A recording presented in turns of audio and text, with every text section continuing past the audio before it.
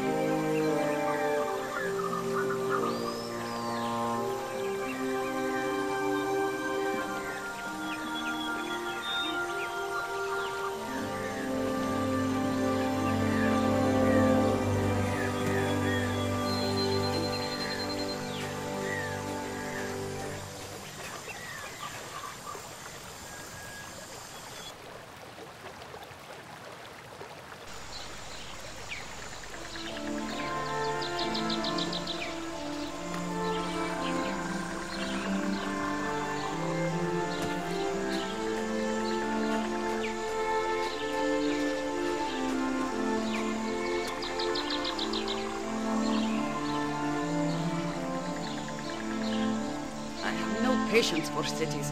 Our stay had best be a short one.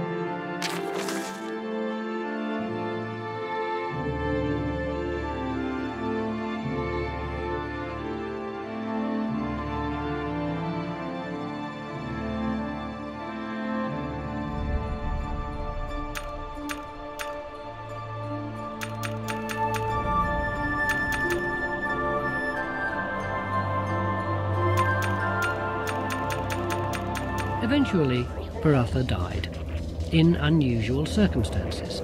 He had reached a great age, but this was not unusual in the church. He rose at dawn and wandered over to the window. He liked to watch the sunrise. The sun shone off the copper dome of the library. It was the biggest non-magical library in the world, and people came from everywhere to visit. BhaRahTah made a mental note to inquire about the progress of the new wing. There were too many complaints about overcrowding these days. It was while he was eating his breakfast that the sub-deacon, whose job it was to read him his appointments for the day and tactfully make sure he wasn't wearing his underpants on the outside, shyly offered him congratulations. 100 years since you walked in the desert, sir. Really? Can't be more than 60 years, boy. 100, Lord. We had a look in the records. Really? 100 years. 100 years' time. BhaRahTah laid down his spoon very carefully and stared at the wall opposite him. The subdeacon found himself turning to see what the cenobiarch was looking at, but there was only the whiteness of the wall. Good Lord. I forgot. He laughed. I forgot. 100 years, eh? But here and now we... Cenobiarch? The subdeacon stepped closer, the blood draining from his face. Lord? He turned and ran for help. BhaRahTah's body toppled forward almost gracefully, smacking into the table. His bowl overturned, and gruel dropped down onto the floor. And then BhaRahTah stood up, without a second glance at his corpse. I wasn't expecting you. Death stopped leaning against the wall. How fortunate you were. BhaRahTah followed the gaunt figure through the wall where there was black sand. The light was brilliant, crystalline, in a black sky filled with stars. And what is at the end of the desert? Judgment. BhaRahTah considered this. Which end? Death grinned and stepped aside. A hunched figure sat clutching its knees. It looked paralysed with fear. He stared. Vorbis? He looked at Death. But Vorbis died 100 years ago.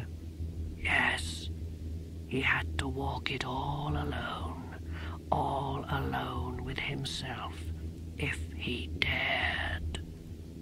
The black-on-black eyes stared imploringly at BhaRahTah, who reached out without thinking, and then hesitated. He was a murderer, a torturer, cruel, callous, compassionless. Yes, he's Vorbis, he sighed. But I'm me. Vorbis stood up uncertainly and followed BhaRahTah across the desert. Death watched them walk.